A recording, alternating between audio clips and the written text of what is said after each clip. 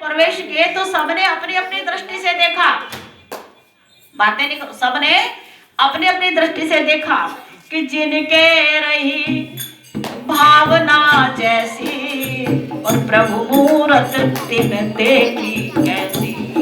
जिनकी जैसी भावना थी उन्हें प्रभु जी की मूर्त वैसी दिखाई दी। तो जो युद्ध में कुशल वीर राजा आए हुए थे, धुरंधर राजा, तो उन्होंने क्या देखा, जो वीर थे, बहादुर अपने आप को वीर मानते, दूसरे की वीरता से जलते नहीं हैं। तो उन्होंने क्या देखा, राम जी कैसे देखा कि देखई रूप महारण धीरा और मनहु वीर रस धरे ही शरीरा। उन्हें लगा जैसे वीर रस शरीर धारण करके आया। लेकिन जो कुटिल राजा थे, जो दुष्ट राजा थे, उन्हें राम जी कैसे दिखाई दिए कि डरे कुटिले द्रप प्रभु ही निहारी और मनहु भयानक मूरति भारी रे, मनहु भयानक मूरति भारी रे, मनहु भयानक। उन्हें राम जी लगे हाय कितने भयानक चले आ रहे हैं, जैसे खा जाएंगे हमें। उन्हें राम जी ऐसे दिखाई दिए। और कुछ असुर भी भेष बदलकर राजाओं के रूप में आ रहे थे, उन्हें राम जी काल जैसे दिखाई दिए कि रहे असुर छल छेनिय भेषा और तेने प्रभु प्रकट काल सम देखा। राम सिया राम सिया राम जय जय राम, राम सिया राम। लेकिन जो नर नारी वहां पर बैठे, कहा ना इतना बड़ा मंच था, जैसे क्रिकेट के मैदान में कई हजार जो दृष्टा है, जो देखने वाले हैं, वो बैठ जाते हैं इतनी ऊंचाई पर, फिर इतनी ऊंचाई पर, फिर इतनी ऊंचाई पर, फिर इतनी ऊंचाई पर। ऐसे वो मंच बना हुआ था स्वयंवर का। तो वहां पर जो जनकपुर के नर नारी, वैसे तो स्वयंवर में इतने आते ना आते, परंतु उनका रूप सौंदर्य जो देख लिया था, फिर उनके मन में एक बात गड़ गई थी, सारी रात कोई सोया नहीं। हे भगवान, हमने जितने भी कर्म पुण्य के सारे राम जी को लगा दो, धनुष तोड़ दे। ऐसी सुंदर भावनाएं उनकी। तो जो पूर्ववासी थे वे सब मनुष्यों में एक आभूषण की तरह को थे। जैसे मनुष्यों में सर्वोपरि आभूषण कौन, जो मनुष्यों में सबसे भयंकर वीर हो, सुंदर हो, दिल का मुलायम हो। तो पूर्वासिन देखे दो भाई नरभूषण दो चन सुखदाई रे, नरभूषण दो चन सुखदाई रे, नरभूषण दो चन। नरभूषण अर्थात मनुष्यों में कोई मनुष्य, मनुष्यों में यदि कोई मनुष्य देखने लायक है तो बस यही है। वहां विद्वान भी बैठे हुए थे, उन्होंने भगवान को विराट रूप में देखा कि विदूषण प्रभु विराट में दिशा और बहुमुख कर पगलो जन सी, सारे बहुमुख कर पगलो जन सी, सारे बहुमुख कर। अर्थात उन्हें लगा जैसे भगवान नहीं, ये तो कोई विराट रूप, अर्थात बहुमुख, इनके बहुत सारे मुख हैं, ऐसा उन्होंने देखा। और जनक जी के रिश्तेदार बैठे हुए थे, सुन रहे हो सब? जनक जी के रिश्तेदार बैठे हुए थे, कुटुंबी जन आ रहे थे। उन्होंने देखा जैसे हमारा को रिश्तेदार आ रहा है, उन्हें क्या लगा जैसे रिश्तेदार आए कि जनक जाते अब लोग कहीं कैसे और सज्जन सगे फिरे लाग गई जैसे, सज्जन सगे फिरे लाग गई जैसे, सज्जन सगे फिरे लाग गई जैसे। हमारे को रिश्तेदार आ रहा है, आप खुद ही देख लो। आज घर में कोई आए पर आपका सगा भाई सगी बहन कोई आ जाएगा फिर क्या लोग कुछ करके अलग ही बात बन जाते, दिल अलग ही प्रेम प्रकट करता है। लेकिन वह रानी सुनैना बैठी थी, आजान दो शोर शराबा रिश्तेदार जैसे लगे, लेकिन रानी सुनैना भी विलो कही रानी और शिशु समप्रीत न जाते बखानी, शिशु समप्रीत न जाते बखानी, शिशु समप्रीत। रानी बच्चे से दिखा दिए, उनका मन करा इसे बच्चे गोद में उठा करके इसे खिला दो, बड़ा कमजोर सा मुलायम सा बच्चा है। अब वहां योगी परम तत्व के लिखने वाले योगी भी बैठे थे, कुछ साधु पुरुष आए हुए थे। उन्हें राम जी योगियों को योग पूर्ण कराने वाले योगेश्वर भगवान नजर आए कि जोगिन परम तत्व में भाषा और साथ युद्ध सम सहज प्रकाश रे शांत शुद्ध सम सहज प्रकाश रे शांत शुद्ध सम। उन्हें शांत नजर आए भगवान, शुद्ध नजर आए भगवान और समदर्शी भगवान नजर आए। वहां हरि भक्त भी बैठे हुए थे जो भगवान की रोज उपासना करते, जिन्होंने सारी रात अपना भजन पूजन कीर्तन कथा सारा जो है सबका फल भगवान को समर्पित कर दिया था। बस कल राम ही धनुष तोड़े। तो जब राम जी आए तो भक्तों को कैसे दिखाई दे कि हरे भगतन देखई दोई भाता हरे इष्ट देव एव सम सुख दाता रे इष्ट देव एव सब सुख दाता रे इष्ट देव एव सब।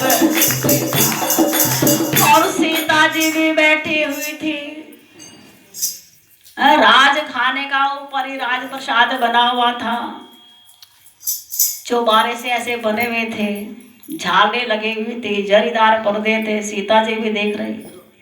सीता जी को कैसे दिखाई दिए जैसे मेरे ही अपने हैं कि राम चितई भाई जय सिया सोसने सुख नहीं कथे दिया रे, सोसने सुख नहीं कथे दिया रे, सोसने सुख नहीं।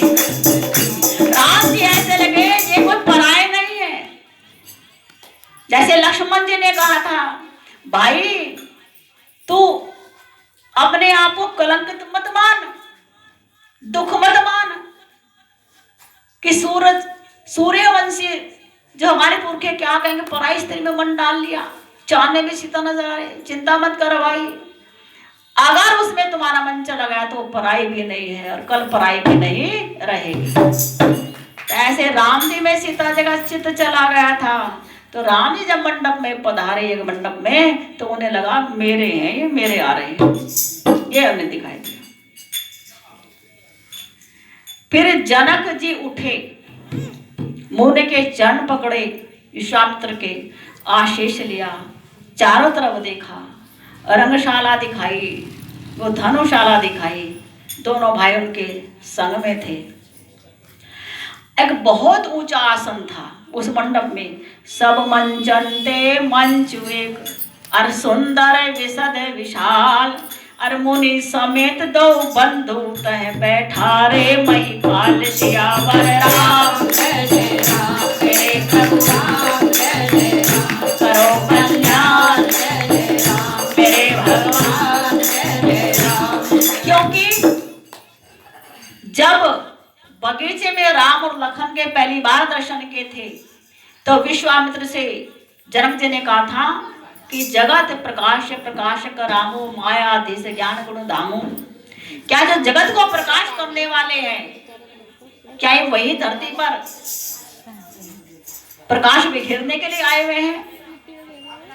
जो निर्गुण ब्रह्म है क्या वही सगुण ब्रह्म बन के आया है?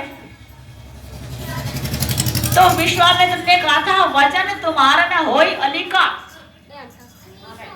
आपका विचार जो है वो सही है, अली का झूठ नहीं है। अर्थात जैसा आप सोच रहे वही है ये। तो जनक जी सोच रहे कि अगर ये वही है परात्पर पर ब्रह्म, अगर ये निर्गुण परम ही है, सगुण बनकर आए हैं, तो इनका मंच तो ऊंचा होना ही चाहिए। अगर ये भगवान है, गुरु के साथ दोनों राजकुमार भगवान है, तो भगवान को साधारण आसन पर कैसे बिठाऊं? जिस सिंहासन पर मैं बैठा उसकी ऊंचाई से भी ऊंचाई एक आसन होना चाहिए। वो रात में निर्मित करवाया था। उनके दिल में बात गड़ गई थी, पार ब्रह्म परमेश्वर ही दोनों के रूप में आए हैं। तो सब मंचनते मंचू एक सुंदर विशद विशाल, अरे मुनि समेत तो बंधु उदान बैठा रे वही पार। इसलिए ऊंचे सिंहासन पर बिठाया राजा जनक ने। अब सीता जी बहुत सुंदर वेश में सज धज के वहां बैठी हुई थी। स्वयंवर शुरू होने से पहले जनक जी ने अपने एक दूत को कहा कि इस स्वयंवर में खड़े होकर के आप मेरी प्रतिज्ञा सुनाओ। तो भाटों ने जो गुणगान करते हैं, उन्होंने ढोल पीटा, डम डम डम, शाबाश, तो छावड़ दे देना ढोल वाले को। कहा ये शिव धनुष है। यहाँ पर उपस्थित सभी गण मान्य सुने, ये शिव धनुष है जिसे रावण वह 1000 हाथ वाला बाणासुर भी नहीं हिला सका। यही वह धनुष है जो इसे तोड़ेगा सीता उन्हें हट पूर्वक वरेगी। अर्थात सीता उन्हें पसंद करे या ना करे, सीता को उन्हें वरना पड़ेगा। सीता मान्य किसी ने तोड़ दिया, और वो सीता को पसंद है रंग रूप में है, जाति में, वंश में, कुल में, वीर बहादुर में पसंद नहीं, पर धनुष तोड़ दिया। तो सीता हट पूर्वक मरेगी, अर्थात सीता को से अपना पति बनाना पड़ेगा। ये वहां पर उन्होंने मनाती की, ढोल पीट करके ये उद्घोषणा की। रावण का भी नाम लिया, बाणासुर का भी। रावण बानु महाभट भारे, नहीं सम्मान गवहि सिधारे। अपना उन्होंने सम्मान गवाया और चले गए यहाँ से। इसका मतलब राम जी से पहले रावण धनुष पर अपना बल आजमा चुका था और बाणासुर भी आजमा चुका था।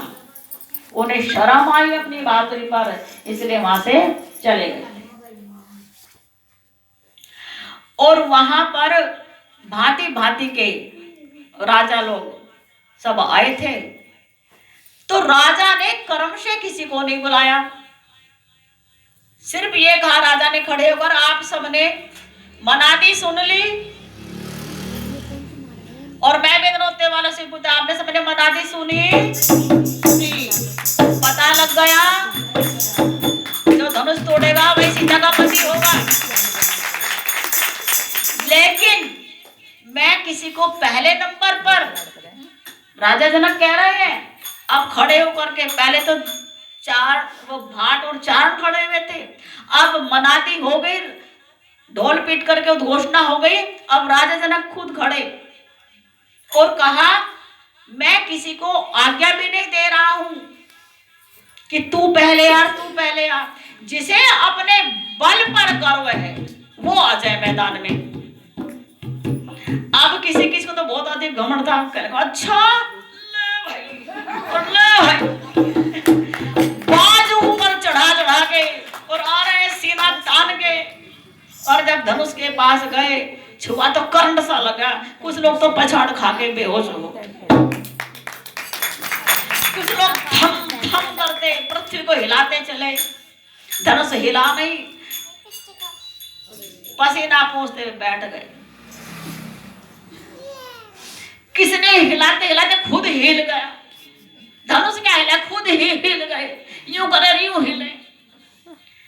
राजा जनक सोच रहे हैं, ये मुनि विश्वामित्र पहली बार आए हैं, क्या सोच रहे हैं, किस कूड़े कबाड़े को बिठा दिया। कहां से पकड़ के कायर आ गए। सब राजा कहने लगे हम सब हार गए।